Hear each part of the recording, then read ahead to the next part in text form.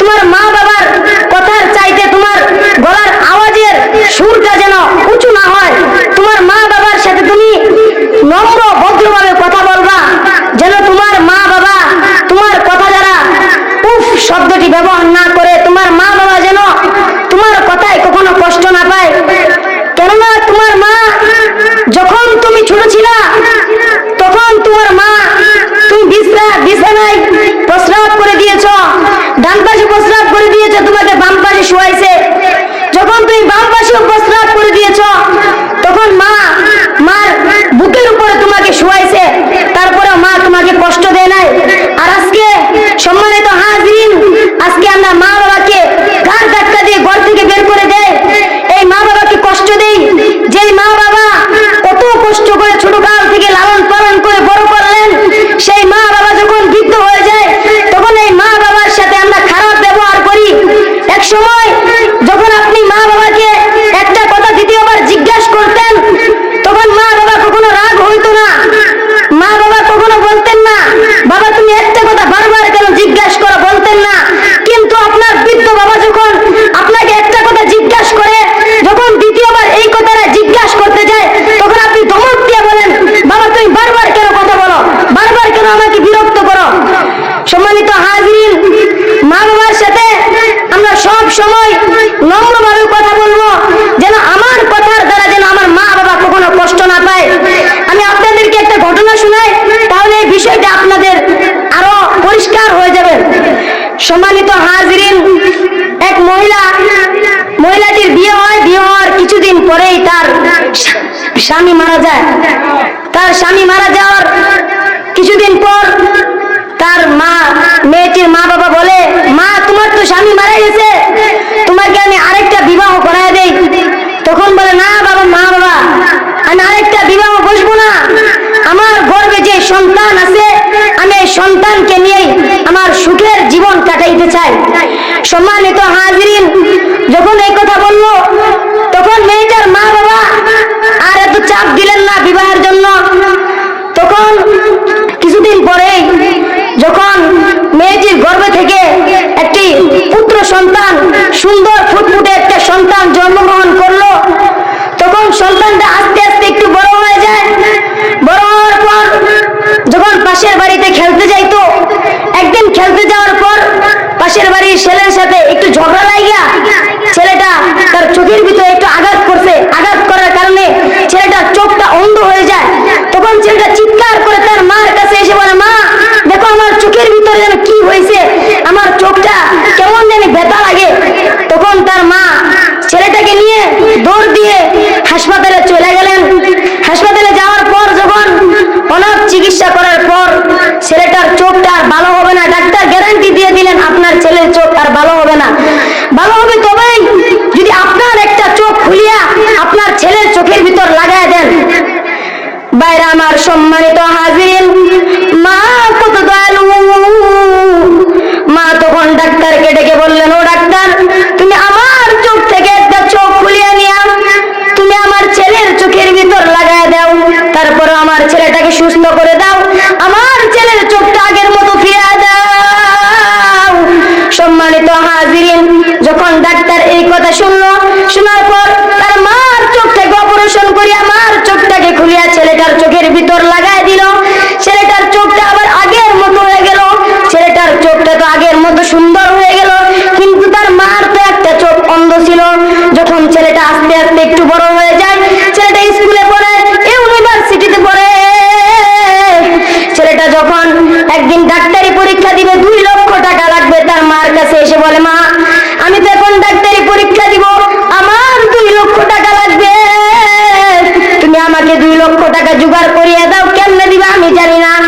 তখন তার মা তার যত জমি ছিল, জমিতে চাষবাস করতো, সেই জমিগুলা বিক্রি করিয়া দিবে। এমন সময় গ্রামের লোকেরা বলতেছে, ছেলেটার নাম ছিল আব্দুল্লাহ, বলতেছে, ও আব্দুল্লাহর মা তোমার জমিটাকে তুমি বিক্রি করিও না, যদি তুমি এখন তোমার জমিটাকে বিক্রি করিয়ে দাও, যখন তুমি বৃদ্ধ হয়ে যাইবা তখন তোমার ছেলে তোমাকে দেখবে না। যখন এই কথা বলে তখন তা আব্দুল্লাহর মা জবাব দিয়ে গ্রামবাসীরা শুনে রাখো, আমার আব্দুল্লাহর উপর 100% গ্যারান্টি দিয়া বলতে পারি, আমার আব্দুল্লাহ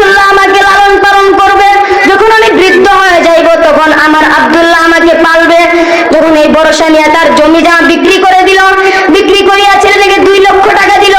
ছেলেটা ডাক্তারি পরীক্ষা দিয়ে বড় অফিসার, বড় ডাক্তার হয়ে গেল। যখন ডাক্তার হয়ে গেল, ছেলেটা ঢাকা শহরে ডাক্তারি করে। একদিন ছেলেটা একটা মেয়ের সাথে প্রেম করিয়া মেয়েটাকে বিবাহ করে ফেলে, তার মাকে না জানায়।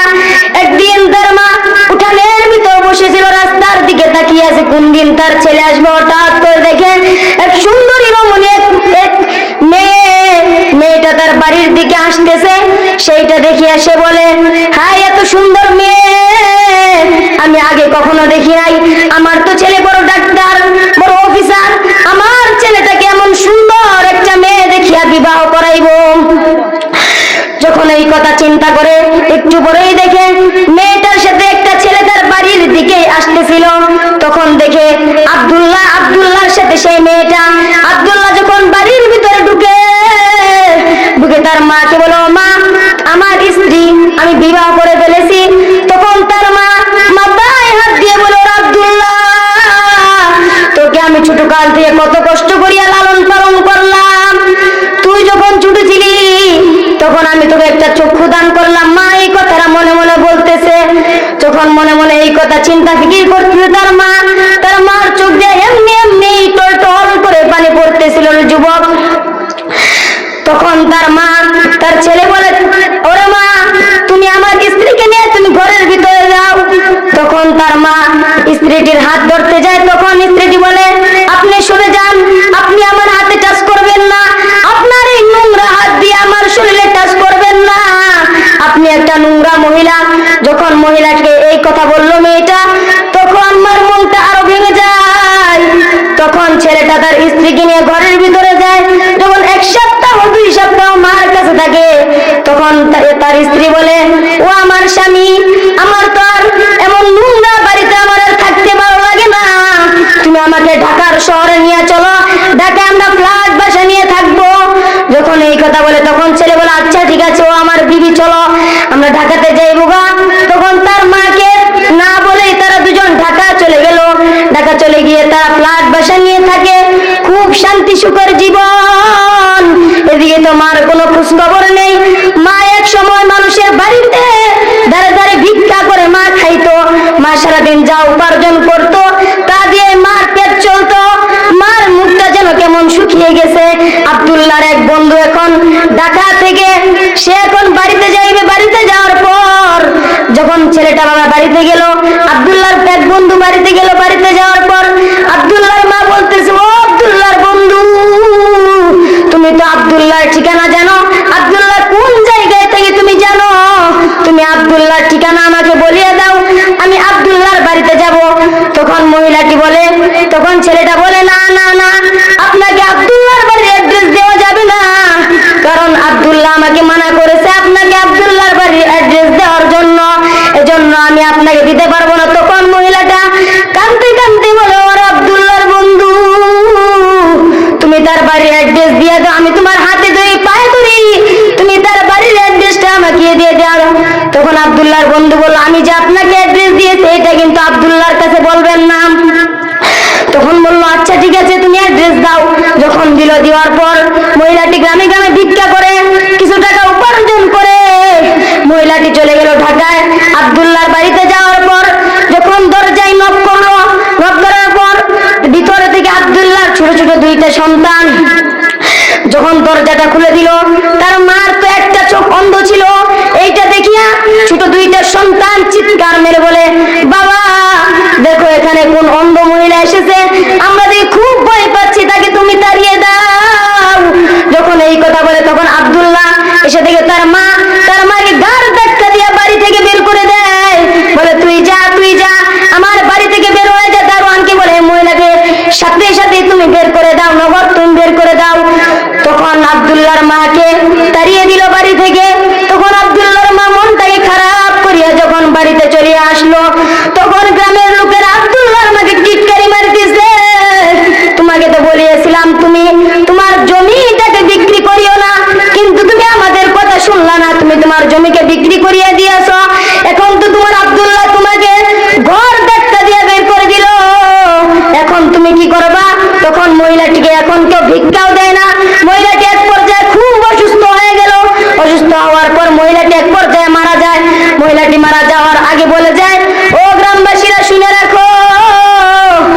তো আব্দুল্লাহর মা, আমি যদি মারা যাই তাহলে আমার লাশটাকে তোমরা দাফন দিও না, আমার লাশটাকে আমার উঠানের ভিতর রেখে দিবা, যতক্ষণ না পর্যন্ত আব্দুল্লাহ না আসবে আমার লাশটাকে তোমরা দাফন দিও না, আমার লাশটাকে তোমরা উঠানের ভিতর রেখে দিবা।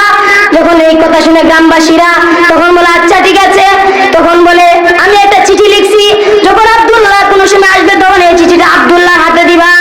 আব্দুল্লাহ যেইখানে আব্দুল্লাহ ডাক্তারি করতো সেই উপর থেকে অর্ডার আসে, আব্দুল্লাহ ও যত ডাক্তার আছে তোমরা সবাই তোমাদের গ্রামে চলে যাও, গ্রামে যাওয়ার পর যত অসহায় গরিব মানুষ আছে অসুস্থ তাদের সবাইকে তোমরা মাগনা চিকিৎসা করবা। যখন এই অর্ডার আসে আব্দুল্লাহ এই অর্ডার পায়া তখন সে তার বাড়িতে চলে গেল, তার গ্রামে ফিরে আসলো। তখন দেখে আব্দুল্লাহর বাড়ির সামনে অনেক মানুষ ঘেরাও করে রেখেছে, মানুষ একটা ভুল মিটিং এর মতো সবাই দাঁড়িয়ে আছে। তখন আব্দুল্লাহ এটা দেখে দৌড়ে যায়, দৌড়ে দেখে যখন সবাইকে সাইড করে একটু ভিতরে যায় দেখে একটা লাশটার মুখটা খুলিয়ে দেখে তার মাটা কত শুকিয়ে গেছে। তখন বলে আপনারা লাশটাকে কেন দাফন দেন না? আব্দুল্লাহ গ্রামবাসীদেরকে বলতেছে, গ্রামবাসীরা বলে ও আব্দুল্লাহ তোমার মা তো মরে যাওয়ার আগে ওসিয়ত করে গিয়েছিল যতক্ষণ না পর্যন্ত তুমি আসবা ততক্ষণ তোমার মার লাশটাকে দাফন দিতে মানা করেছিল, এই জন্য আমরা দাফন দেই নাই। ও আব্দুল্লাহ তোমাকে আরেকটা কথা বলি, তোমার মা মারা যাওয়ার আগে এই চিঠিটা আমাদের কাছে দিয়ে গিয়েছিল, বলেছিল তুমি যখন ঢাকা থেকে আসবা তোমাকে এই চিঠিটা দেওয়ার জন্য। সম্মানিত হাজিরিন, কথাগুলো খুব মনোযোগ দিয়ে শুনবেন। তখন আব্দুল্লাহর হাতে চিঠিটা দেওয়ার পর আব্দুল্লাহ খুলিয়া দেখে তার মা লিখছে, ও আব্দুল্লাহ যখন আমার বিবাহ হয় কিছুদিন পরে তোমার বাবা মারা যায়, তখন আমার মা বাবা অনেক জবরদস্তি করে আমাকে বিয়ে দেওয়ার জন্য, কিন্তু আমি বিবাহ বসি না। আব্দুল্লাহ তুমি তখন আমার পেটে ছিলা, এখন তো তুমি জন্মগ্রহণ করেছো, যখন তুমি একটু ছোট ছিলা তখন তোমার একটা চোখ অন্ধ হয়ে যায়, তখন আমি আমার একটা চক্ষু দিয়ে দেই। যখন তার মা পুরো জীবনীটা এই চিঠির ভিতর লিখি আব্দুল্লাহর কাছে দিতে বলেছিল গ্রামবাসী, তখন আব্দুল্লাহ এই চিঠিটা পড়িয়া কান্দে আর বলে হায় হায় হায় মা তোমাকে কত হারাইলাম, তোমাকে আমি কেন হারাইলাম, এখন তো আর কান দিয়া লাভ নাই। ওরে ভাইরা আমার, সম্মানিত হাজির, কথাগুলো মনোযোগ দিয়ে শুনবেন। যেমনি ভাবে আব্দুল্লাহ তার মাকে হারায় ফেলছে তেমনি ভাবে আপনারাও আপনাদের মা বাবাকে হারায় ফেলেন না।